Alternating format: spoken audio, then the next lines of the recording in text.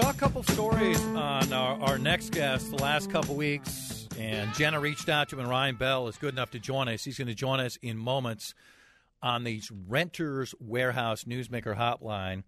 He has been a pastor for a long time in his adult life. He decided to live a year in his life without God, and then has made a decision going forward as of the last few days to live without God for the rest of his life. And again, Ryan Bell is nice enough to join us. Ryan, thanks for your time. How are you doing this afternoon? I'm doing well. Thank you so much for having me. Ryan, why did you decide to do this in the first place?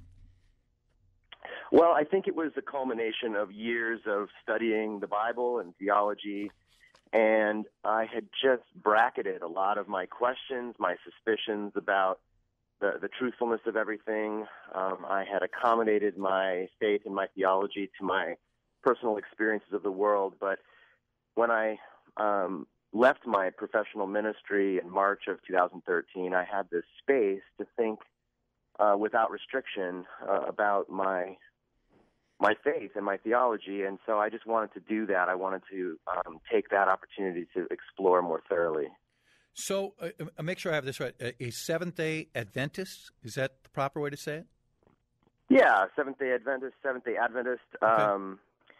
It's a American-born, conservative, you might say fundamentalist denomination, born in the United States around the 1840s. And had you been a part of that faith your entire life? Yeah, I was. My folks were Methodist when I was born, but very quickly they became Seventh-day Adventists because my grandparents were, and I grew up since the age of 6.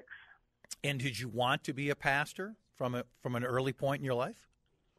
I mean, I think it was during high school and college that I got those first senses that I could be a good church leader. I had been an active leader in the church as a youth, helping out with things that young people help out with in the church, the sound system and the youth group. So, I had a sense of that I wanted to be involved in church life. I was a pretty spiritual, kind of religious young person. So how old were you when you became a pastor? I was 22. That's very young. Yeah, straight out of college. And when did you start having doubts, if that's the proper way to say it? I mean, I think, faith is a slow evolution, and it can evolve in lots of different directions. I think my first serious doubts began when I was in seminary. So about 5 years after I started out as a pastor, I went back to get my master's degree in divinity at our denominational seminary. And it was there that I began to dig more deeply into the history and the evolution of theology over the centuries. And when you begin to see sort of the behind the curtain, as it were, you realize that there's a lot more going on than just, God speaking divine words and it's recorded in the Bible. So when you're having some of these questions and when you're consuming more information and wondering yourself, are you still also speaking to people within your group and praising what that religion means to you and everybody else? Was there any contradiction in that area? I mean, I think it was always a contradiction. I mean, throughout my development as a person, I've had these doubts, but the worldview, because I was born in it and raised with it, is so strong that I think the initial impulse is to try to make it all reconcile, try to make it fit. And so, I was talking to people that were encouraging me to stay strong, others that were identifying with my questions and doubts. So it was very dialogical all the way along. And even now, there are people that are part of my former religion that are still very encouraging. In fact, a young man called me yesterday, a good friend of mine who's a pastor not far from where I live, who just called to say, look, I disagree with your conclusions. Of course, I'm a pastor, but I really admire you and appreciate the journey that you're on. And I have I have utmost confidence that you're going to end up in the right place. But was it tough for you to speak out to folks who were looking to you as a leader, to guide them, and at the same time you were facing some of these uncertainty if this is direction you should take when people are looking at you for guidance on on how God and this way of faith should help them lead a better life? Yes, it is hard. And in fact, I made a commitment, to my church members and to myself, really, that I wasn't going to drag my congregation and the individual members in my congregation through every doubt and question that I had and sort of put them through that. Everyone is in a different place. And as a pastor, my job was not to convince them of what I thought or my questions, but to help them ask their questions in a better way. And so I kept a lot of my personal doubts to myself. Yeah. And then I had colleagues who I could more easily share those with and who could identify with them a bit better. And Ryan Bell is with us, again, a pastor who decided to live a life without God and has decided, we'll get to it here in moments, on how he's decided to lead his life going forward. Were there times when you felt like you should tell everybody within the congregation what you're facing, and maybe you'd feel more open if you were sharing that information to those folks? I didn't. When I was a pastor, I really was sort of pushing that down. I really thought, well, yeah, it's possible there's not a God, but my job as a pastor is to help people make sense of their life and the idea that there is a God. So I really didn't go there in my mind until after I wasn't a pastor anymore. And that gave me, I think, the mental space to really ask those questions more deeply. So when you lead this life a year without God, what did you do? What do you mean by that? Well, when I started out? Yeah. In January. So I got to the end of the year last year and thought to myself, I don't know if there is a God, and I've never had really the time or the freedom to explore that question thoroughly. I kind of suspect that there isn't a God. That seems to make sense of my experience. At least it's one way to make sense of my experience.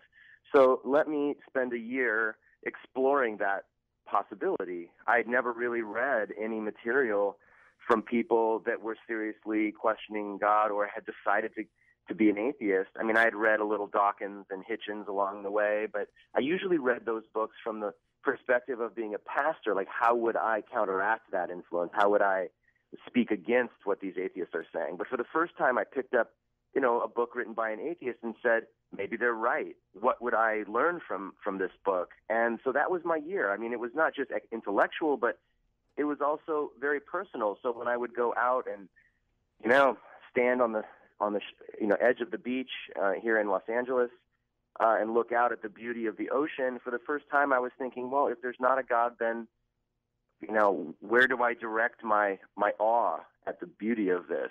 So those are the kind of personal things I was going through as well. So among the stories written about you, L.A. Times, a very good profile, and it starts with you in Las Vegas, a place that a lot of us, fair or not, just aren't going to imagine a pastor. So did you put yourself in positions, whether it's cities or places where you live, that in your previous life you wouldn't have gone, just to try to get a feel for what this other side is like? Yeah, I absolutely did. And I think Vegas, I didn't go there to gamble and watch shows. It was the amazing meeting put on every year by the James Randi Educational Foundation, and it's a gathering of skeptics and scientists and science educators. And so I was there to attend those meetings and to speak to people. It happens to be in Vegas, and so Penn Jillette throws this party that you read about in the beginning of the article. I went to the American Atheist Convention in March of last year. I went to another gathering of atheists in North Carolina called ReasonCon in May. So I did go places where atheists and skeptics and freethinkers were gathering to hear from them and talk to them and just kind of understand what their world is like. So when you would explain to these folks what you were approaching, what you were trying to do, what was their reaction?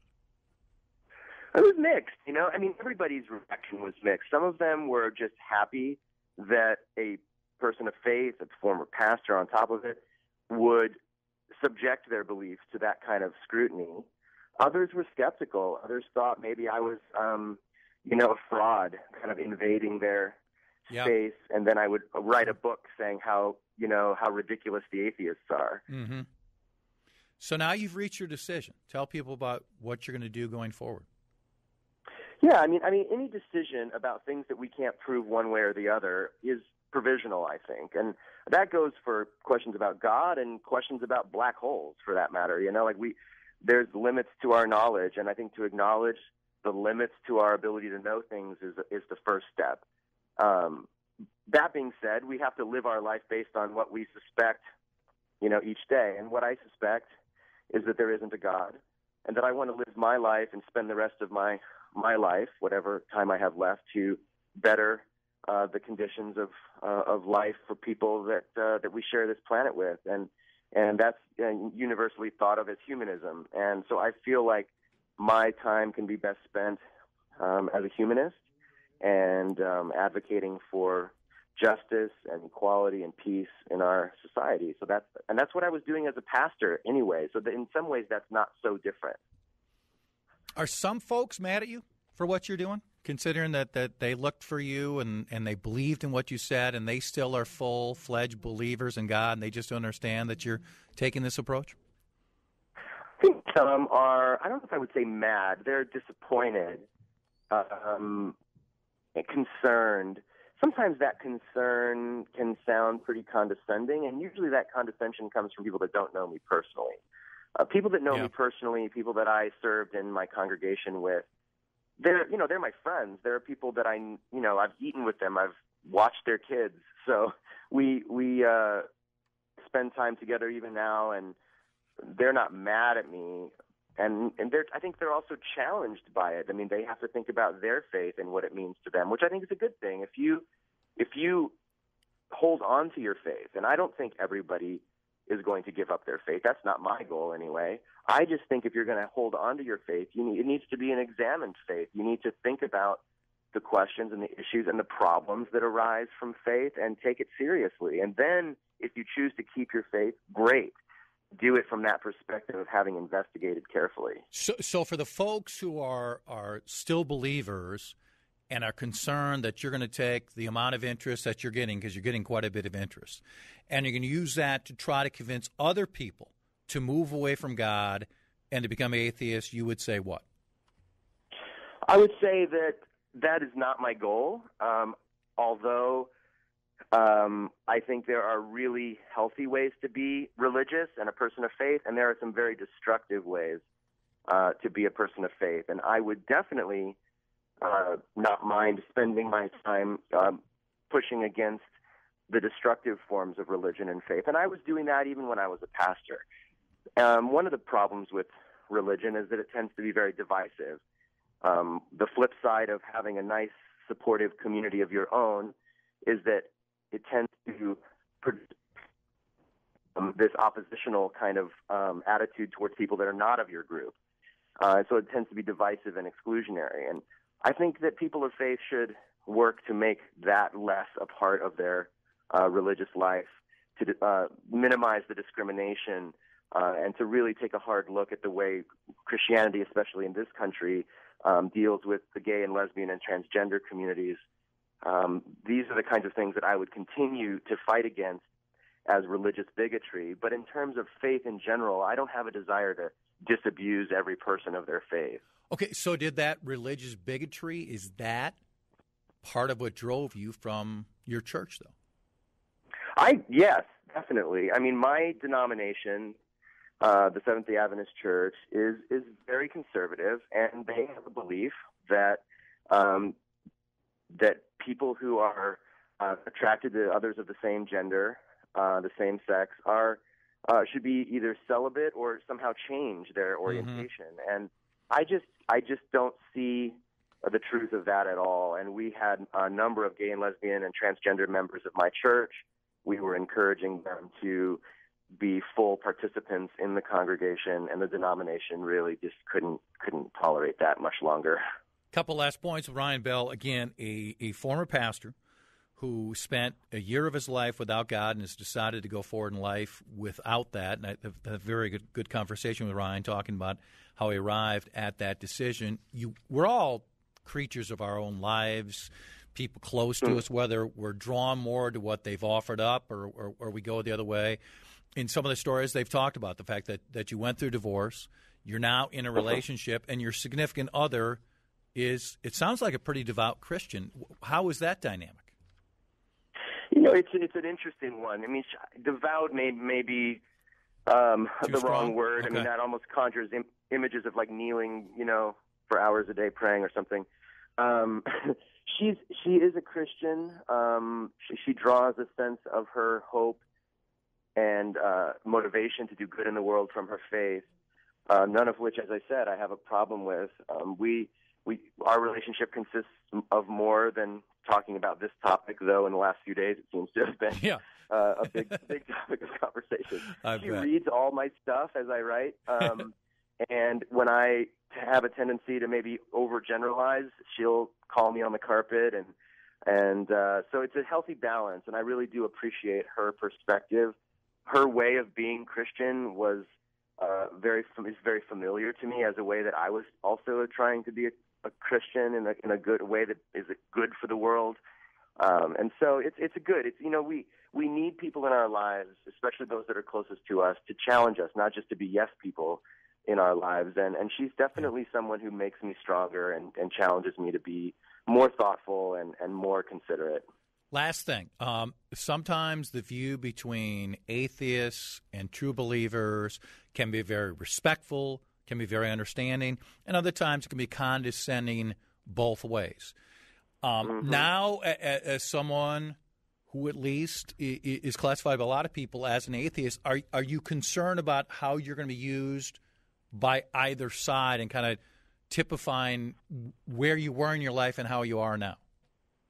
Yeah, I mean, that's already happening, especially from the Christian side. There have been a couple of articles that have used my story to say, this is why we have to be careful of reading books that are against faith. And so, I mean, as a pastor, my training and I think my disposition as a person is to be conciliatory and conversational.